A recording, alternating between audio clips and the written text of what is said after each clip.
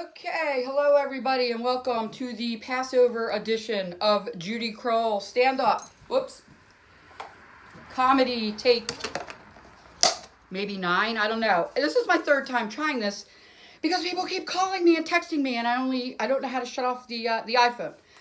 Anywho, tonight is Passover. It's the first night of the Seder. And I hope everybody's staying well and, doing what they need to do to kind of get this virus, under control with the curve and all that. But Passover is a holiday where it talks about Moses standing up to Pharaoh and putting plagues on him that will get him to release the Jews from slavery. So, my contention is that if Moses had a coronavirus card, all right, if he were to just say, Pharaoh, let my people go, or I'm going to make a coronavirus go throughout the land, I think that's all he would have needed.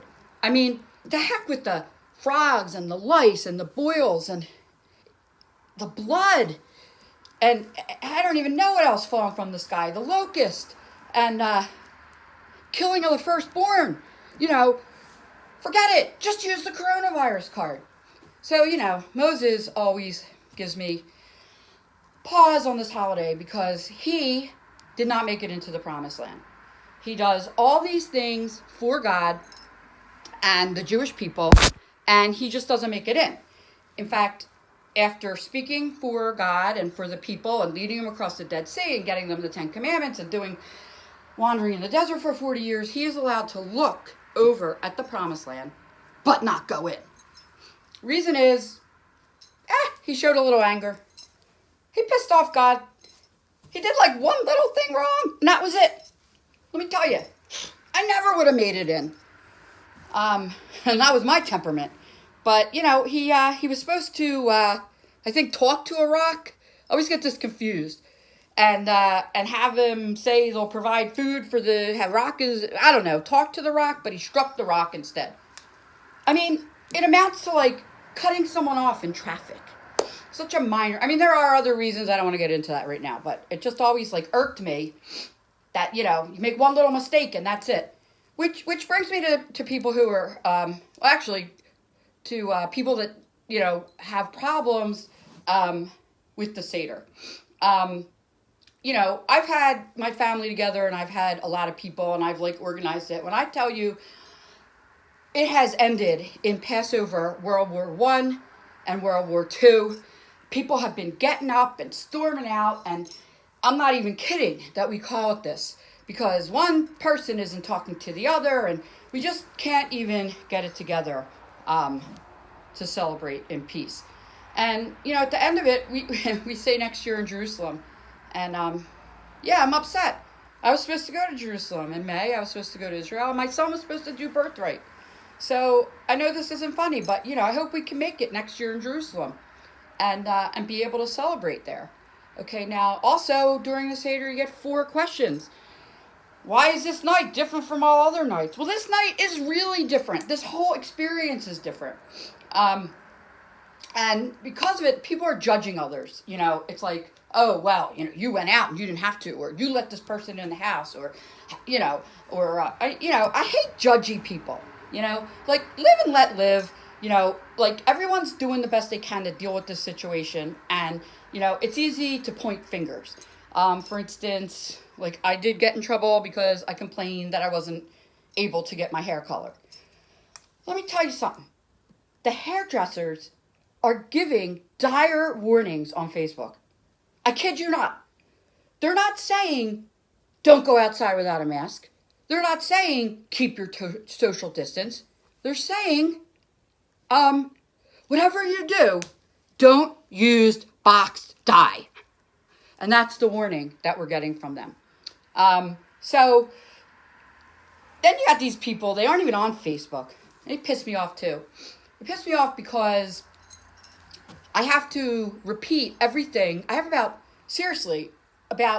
maybe 8, if not more, friends who do not utilize Facebook. And what I would say is, you know, because I can post one thing, one picture, one idea, one comedy thing, whatever, and I could reach hundreds of people, except for the people that don't have Facebook, in which case I have to do a private message or picture to every last one of them. And, you know, I think it's like kind of selfish, you know, get on Facebook and try to make everybody's life easier. Why are you so special? You know, you could be one of those without the face that doesn't have to post anything. But just at least get on it. I never understood people that didn't have Facebook. So, yeah, I'm a little nervous because I'm in a rush because I've been getting calls and texts, and I got a brisket in the oven. So I don't I'm not the greatest at cooking. I just learned last year how to make it. And I made Passover rolls, which is just unbelievable to me. I used to order the whole Passover meal, but my brisket seems to taste better. And it wasn't brain surgery, so I was able to do it. But yeah, like I said, my family, boy, I have written to Dr. Phil about them.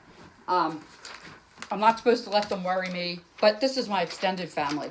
So Dr. Phil actually called and wanted us to be on, but they refused. And this has been going on like forever. We're three sister-in-laws, but only two can talk at one time. And maybe one day I'll share this with you. The entire letter I wrote to Dr. Phil to where they wanted us to come on. Like I said, different Passovers resulted in crazy things, okay? Like worse fighting than the Hebrews and the Egyptians, okay? And that got us to refer to the Passovers as World War I and World War II. One year, I actually chased one of my sister-in-laws out of the house and had to be restrained from running after her in the street. Okay, I don't even hit people because I have a nail thing, but I mean, she just got me so upset. And then another year, I chased the other sister-in-law, or something. No, actually, she ran out and she ran up the street crying and to a neighbor's house, and she suffered from an asthma attack because she was so upset. So, like, I really do have the line on dysfunctional families. So, I guess one of the other things I wanted to talk about, I have no segue once again, is tonight is the very last episode of Modern Family. And there's going to be a recap of the old shows, and then they're going to end it. And I have to tell you, I freaking love that show. And the reason I did is because it made me feel normal about my family, okay? Not the extended ones. But, you know, so you'd have two people, like if Phil and Claire, or you would have, you know, the Cam and, oh my God, it's escaping me. I get so nervous when I do these. But anyway, and they would each show you the situation. Like one person's view of what happened, another person's view of what happened, and then kind of what really, really, really happened. Okay? So, and then they would come back together and they would still love each other, which is what this is all supposed to be about. Okay? Your side, my side, and then the truth. So, yeah, it's tough. When we see them each telling their side, we can relate, and it makes us feel better about the difficulties that we have in our family. Yeah, I don't know. I'm running out of topics here, but I wanted to add on to something that I was talking about the other day, especially with communication. And I told you my husband and son are introverted, and I'm an extrovert. Well, they're analytical introverts, and I'm an emotional extrovert. So I forgot to mention this. But, you know, with me, you look at my face, and you can basically tell what I'm feeling. You know, sad, happy, angry, scared. But my husband and son, when you look at them, they have this blank expression to where I can't tell if they're celebrating at a wedding or upset at a funeral. It's unnerving. And so the last thing I want to talk about is, I don't know what they're called, Muslim women. And if you're Muslim, don't get offended. I love you all.